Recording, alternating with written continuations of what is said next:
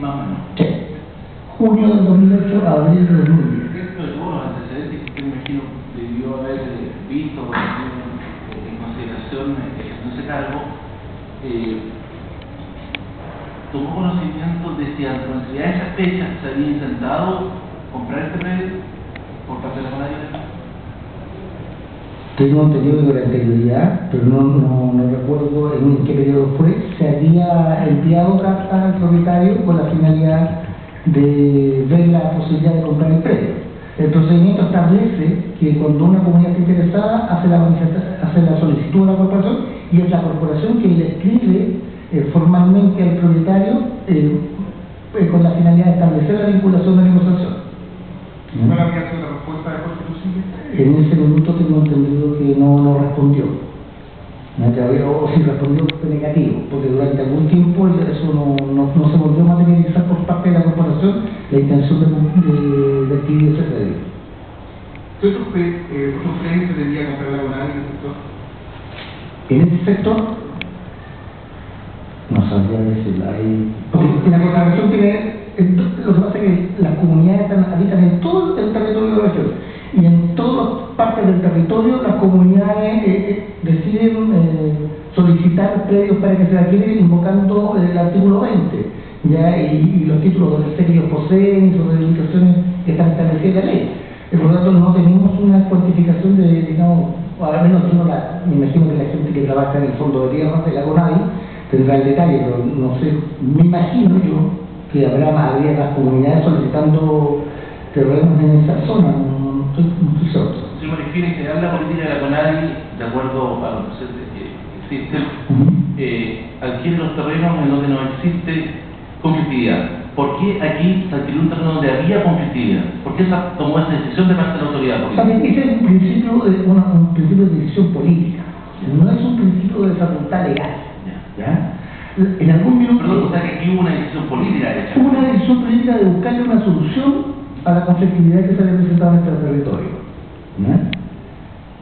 Obviamente, esa solución solo tiene materialización en la medida que las comunidades y los propietarios concurren y cumplen con lo establecido en los procedimientos y en la ley. O sea, si las partes no llegan a acuerdo o no se concurre con voluntad de esto, por mucha disposición que haya de parte de la que se pide, no se puede hacer simplemente. Y de hecho, por eso que estos procesos no son procesos cortos. El proceso de adquisición de tierras en promedio generan 3 a 4 años de demora en cumplimiento. ¿Y en este caso por lo de un año? No, este proceso viene mucho antes. O sea, me preguntaba anteriormente. Sí. No, antes se había manifestado la voluntad de comprar el terreno y no se concretó. Todo esto suma. O sea, los procesos no es que se inicien en un minuto y después se terminan. Los procesos vienen de antes porque eso es lo que genera los estados de ánimo en el territorio. Es lo que genera el estado de ánimo de la familia y de los propietarios. Que los procesos comiencen a dilatarse demasiado en el tiempo y no son de largo plazo.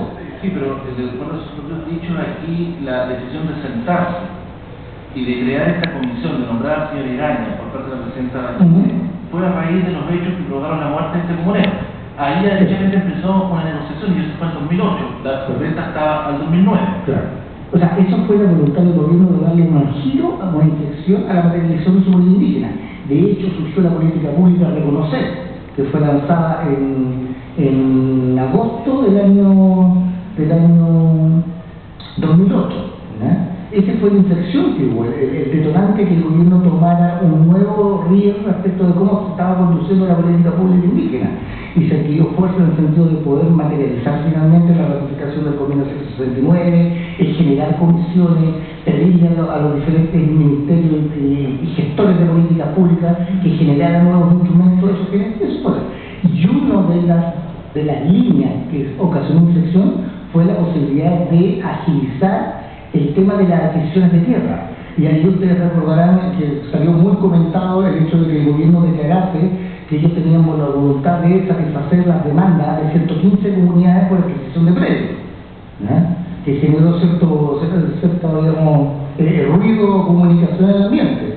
Pero fue el resultado de que la corporación y el gobierno establecieron cuántas son las comunidades que la corporación hoy en día cumpliendo todos los aspectos legales, tienen derecho a que se les compre tierra.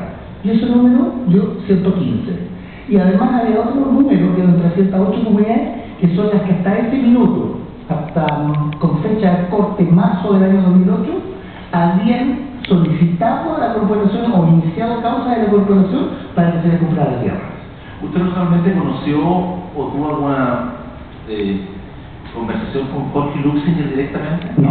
Nunca. Nunca. Entonces,